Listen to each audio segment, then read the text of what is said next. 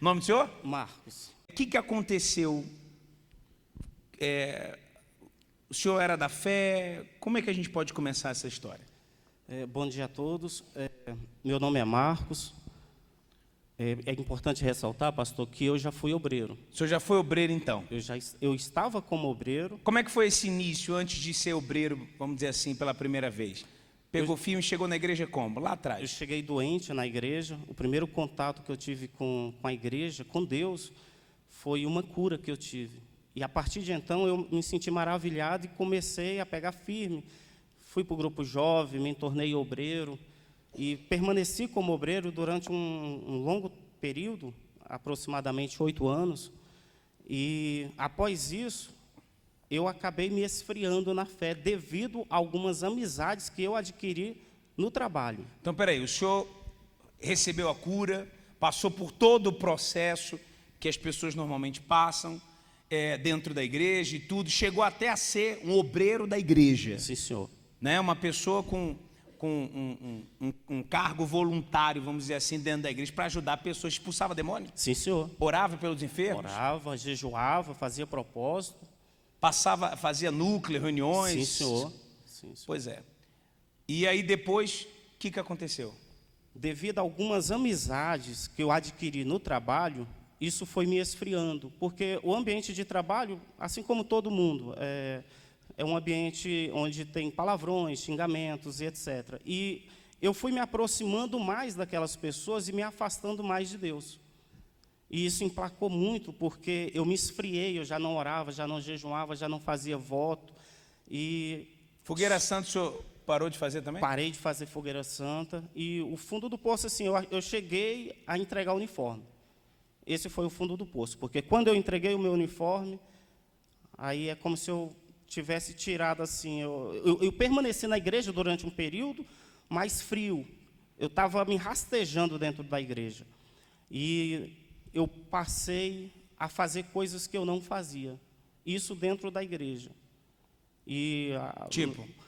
Comecei a mentir, comecei a falar palavrões, algo que eu não fazia antes. Mas como eu estava em muito contato com aquelas pessoas, em um ambiente não propício, mas eu já estava mal espiritualmente, então, a partir de então, eu me lancei para o diabo. Quer dizer, o seu espírito humano começou a absorver pensamentos e mentalidades das pessoas ao seu redor que não tinham nada a ver com Deus. O senhor permitiu isso acontecer? Exatamente. E a primeira brecha que eu dei para o diabo foi com as drogas. Eu passei a usar maconha, da maconha passei para o papel, para a bala, para o loló, e o fundo do poço foi a cocaína. Mas peraí, o senhor já tinha usado droga antes? Não. Antes, quando nem estava na igreja pela primeira vez? Antes de eu chegar na igreja, eu não usava nenhum tipo de droga. Depois que se afastou de Deus, da igreja, começou a fazer isso? Comecei a fazer isso e tudo que me oferecia eu queria experimentar. É como se eu tivesse vivido um mundo ali preso e eu queria experimentar tudo, eu queria conhecer o mundo. E esse foi o meu fundo de poço. Esse era o pensamento seu, o espírito do mal falava. Exatamente, pastor. E isso... O que mais assim passava na sua cabeça nesse momento? Conhecer o mundo, como assim? A minha vida, a minha juventude, durante a minha juventude ali, eu estava na igreja. Foi esse período que eu entrei no grupo jovem, até ser levantado obreiro. Então, eu não tive muito contato com o mundo. E isso despertou em mim uma curiosidade, devido às amizades nesse trabalho que eu tinha. Uhum. E isso me despertou, foi curioso. E cada vez que eu usava uma droga, eu queria mais, eu queria algo a mais. Se prostituiu também? Me prostituí e isso acarretou em traições com a minha esposa. Isso causou um inferno dentro da minha casa. Eu quase perdi a minha família por conta disso, quase perdi o meu casamento. Isso foi um fundo de poço. Então, o fundo de poço maior foi realmente a cocaína. Quando eu não tinha dinheiro para me poder cheirar a cocaína, eu comprava o crack, que era mais barato, a gente derretia ele e misturava com pó royal e cheirava aquilo. E aquilo ali me destruía por dentro. No outro dia, mal conseguia trabalhar. E vem cá, tem fotos dessa época? Olha lá, gente. Essa época aí a gente era vícios, baladas, mulheres, Tudo de errado. E a mulher de lado, a sua mulher, a sua esposa de lado. A minha esposa... E o filho também, os filhos? Os meus filhos, eu me afastei da minha família e me aproximei do mundo, das Então, peraí, amizades. se afastou de Deus, da igreja e, consequentemente, da família também. Da família, porque eu já não dava mais atenção devida para ela, eu não dava atenção para os meus filhos. Isso foi se alastrando cada vez mais.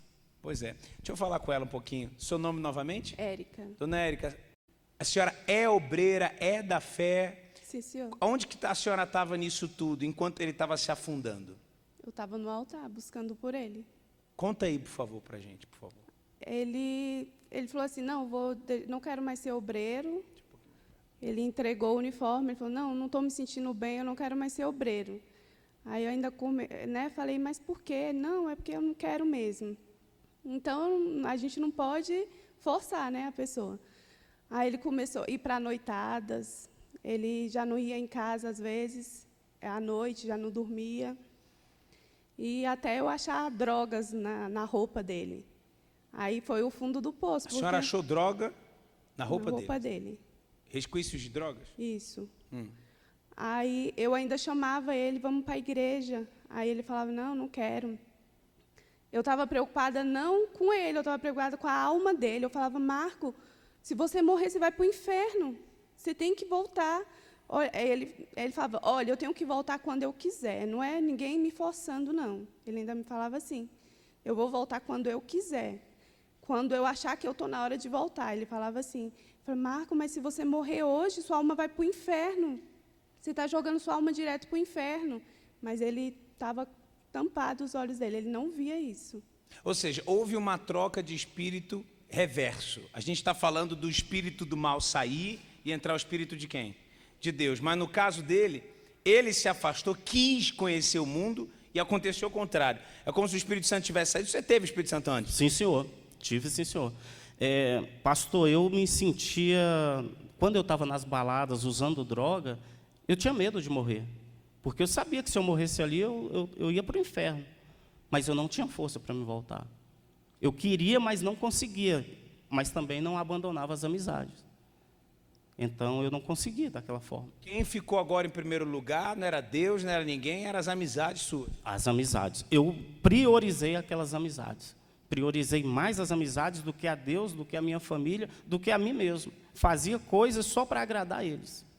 E vem cá, a senhora estava na fé, a senhora fez o quê em meio a tudo isso, quando a senhora falou que viu ele chegando nesse fundo de poço? Eu buscava sempre por ele, fazia voto.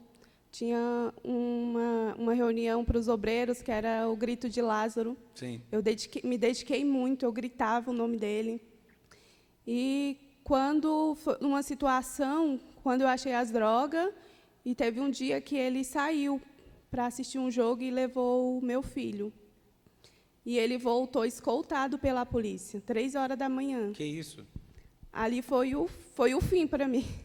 Foi o fim, porque ele estava embriagado, drogado, com uma criança de 4 anos.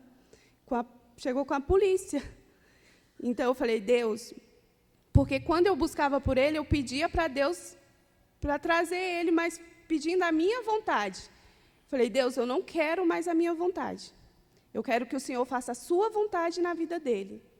Foi essa a minha oração quando eu vim para o altar, que eu vim para a fogueira santa. E aí, como é que foi essa fogueira santa que a senhora fez?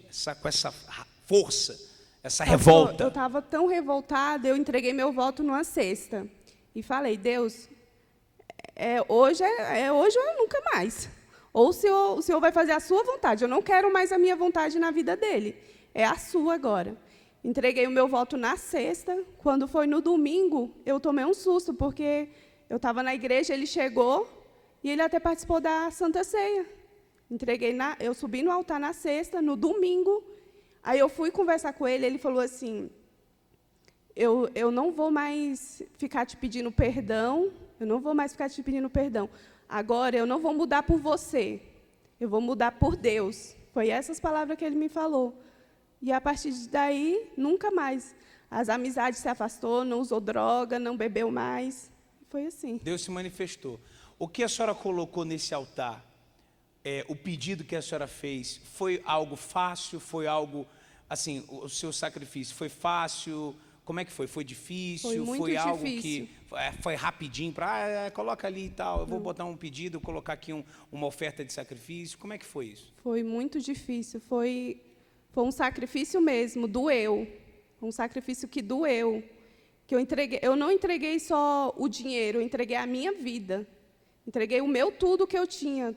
Toda a minha força eu coloquei no altar. E o altar te decepcionou? Não, senhor. Pastor, eu passei a ter nojo pela droga. Ela estava fazendo voto por mim e eu passei a usava a droga e passava mal. Toda vez que eu cheirava cocaína, eu passava mal. Isso antes da Fogueira Santa? Antes da Fogueira Santa. E depois que ela colocou, fez o voto por mim, algo mudou dentro de mim. E eu falei assim, o que eu estou fazendo com a minha vida? E no domingo eu fui para a igreja e eu fui decidido a mudar. O primeiro passo foi abandonar as amizades. E para abandonar as amizades, eu precisei até pedir para sair do trabalho que eu tinha. Mas Deus também não me desamparou. Era dizimista nessa época?